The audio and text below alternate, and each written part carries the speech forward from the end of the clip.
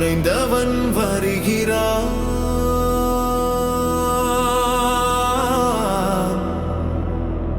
வர்மத்தின் வாரிசு இதோ எழுகிறான். அவன் பார்வையில் அக்னி, அவன் கைகளில் இடி. காத்திரு, அவன் வாரிசு. அத்தியாயம் 11. நீண்ட உறக்கத்திற்கு பின். காலச்சக்கரம் தன் சுழற்சியை நிறுத்தாமல் சுழன்று கொண்டிருந்தது. சரியாக 10 வருடத்திற்கு பிறகு ஒரு பிரம்மாண்டமான கோட்டையின் ஒரு தனி அறையில், அந்த அறையின் நிசப்தத்தை கிழிப்பது போல அங்குள்ள மருத்துவ உபகரணங்களின் மெல்லிய ஓசை மட்டும் கேட்டுக்கொண்டிருந்தது. நீண்ட நெடுங்காலமாக கோமாவில் படுத்திருந்த அந்த இளம் பெண் இதோ இன்று மெல்ல தன் இமைகளை அசைத்தாள். பல ஆண்டுகால இருட்டை விலக்கிக் கொண்டு அவள் கண்கள் மெல்ல திறந்தன. 10 வருடங்களுக்கு முன்பு அவள் அந்த படுக்கையில் விழும்போது இருந்த இளமைக்கும் இன்றைய தோற்றத்திற்கும் சற்று மாற்றம் இருந்தது. இப்போது அவளுக்கு 30 வயதை கடந்திருந்தது. அவளது முகத்தில் முதிர்ச்சியும் நீண்ட உறக்கத்தின் களைப்பும் படிந்திருக்க, மெல்ல கண்விழித்த அவள் பொறுமையாக அந்த அறையை சுற்றி பார்த்தாள். அந்த அறையின் ஜன்னல் வழியாக வந்த மெல்லிய காற்று அவள் முகத்தில் படும்போது அவளுக்கு ஒரு புதிய புத்துணர்ச்சி அரும்பியது.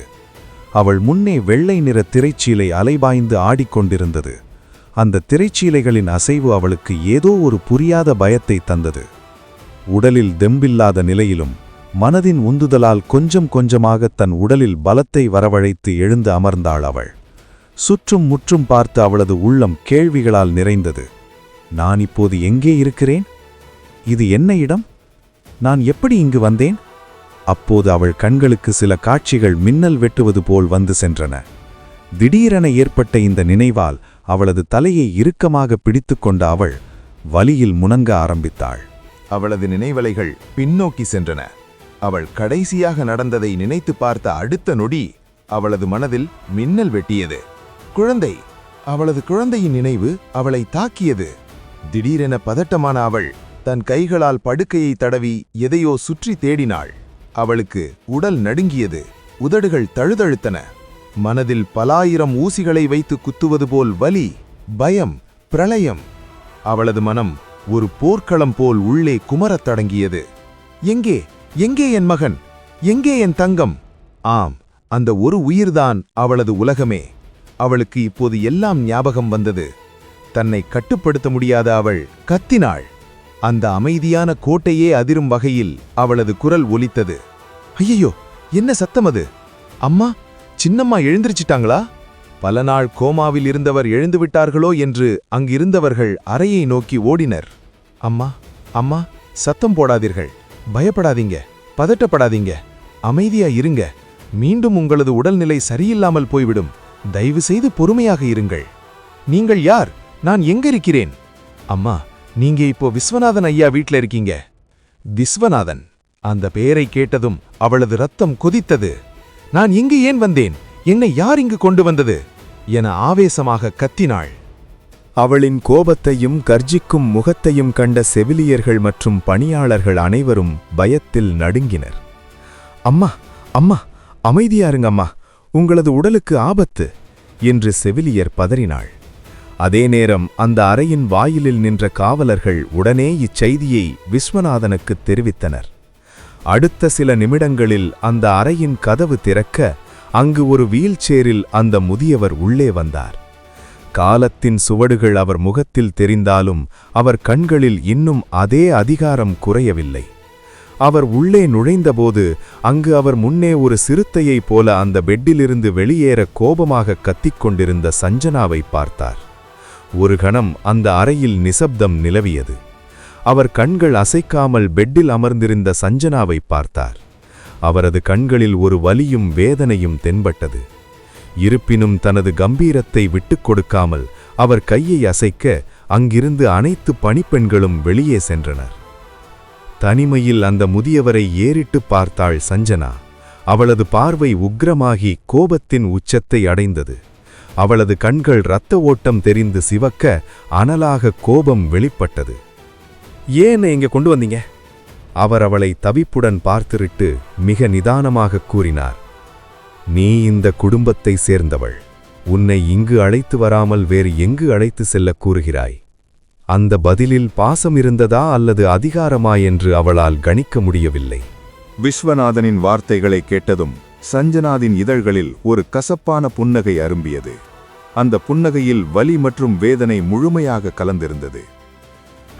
ஆமாம், ஆமாம் என ஏளனமாக சிரித்தவள் தன் நெஞ்சில் தேங்கிக் கிடந்த இத்தனை நாள் பாரத்தை இறக்கி வைக்கத் தொடங்கினாள். ஆமாம், நான் உங்கள் குடும்பத்தை சேர்ந்தவளா? இது என்ன புதிய வேடிக்கை? நான் உங்கள் குடும்பத்தை சேர்ந்தவளாக இருக்கக்கூடாதுன்னு எண்ணித்தானே அன்று என்னை கொல்ல நினைச்சிங்க. அவள் கண்கள் சிவந்திருந்தன.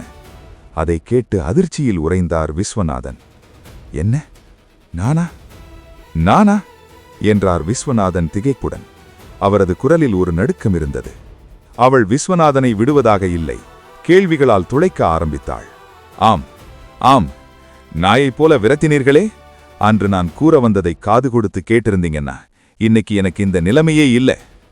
நீங்க மனசாட்சி இல்லாதவர், இரக்கமில்லாதவர் என்று அவள் குமிறினாள். பேசும்போதே கண்ணிலிருந்து கண்ணீர் சிந்த விம்மலுடன் அந்த பழைய நினைவுகளை கூறினாள். இல்ல, நீ என்ன தவறா புரிஞ்சுகிட்ட என்று மிகவும் அமைதியாகச் சொன்னார் விஸ்வநாதன். ஆமாம் ஆமாம், நான் தவறாகத்தான் புரிந்து கொண்டேன். உலகமே உங்களை பற்றி தவறாக புரிந்து வைத்திருக்கிறதோ என்று கத்தினாள். சஞ்சனா தன் மகனை நினைத்து நிலைகுலைந்து போயிருந்தாள். என்னையும் என் குழந்தையும் கொல்ல என்னென்னெல்லாம் செய்தீர்கள், இப்போது என் குழந்தையை கொன்னுட்டீங்களே என்று கர்ஜித்தாள். அந்த வார்த்தைகள் விஸ்வநாதனின் இதயத்தில் ஒரு ஈட்டியைப் போல பாய்ந்தது. அந்த குரல் அவருக்கு எதிரொலியாய் கேட்டுக்கொண்டே இருந்தது.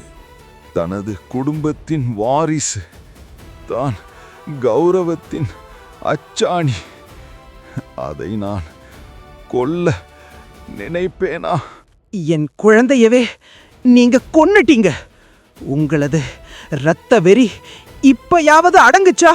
விஸ்வநாதன் மூச்சிறைப்புடன் தன் நெஞ்சில் கை வைத்து மூச்சுவிட சிரமப்படத் தொடங்கினார். ஒரு நொடி அவர் முகம் விழுத்துப் போனது. சஞ்சனாவின் வார்த்தையை எதிர்கொள்ள அவருக்கு தெம்பில்லாமல் போனது. மகளே, நீ என்னை தவறாக புரிந்திருக்கிறாய். சத்தியமாக கூறுகிறேன், உன்னை பற்றி எந்த ஒரு விஷயமும் இதுவரை என் காதிற்கு வரவில்லை. உங்களைத்தான் பணம் மற்றும் அதிகாரம் என்ற போதை உங்களது கண்ணையும் மனசாட்சியையும் சூழ்ந்து விட்டதே. பேராசை எனும் ஆலமரமாக விழுதுவிட்டு வாழ்ந்து கொண்டிருக்கிறீர்களே. உங்களைப் பற்றி உங்களது மகன் ஓர் இரு வார்த்தை கூறியிருந்தார்.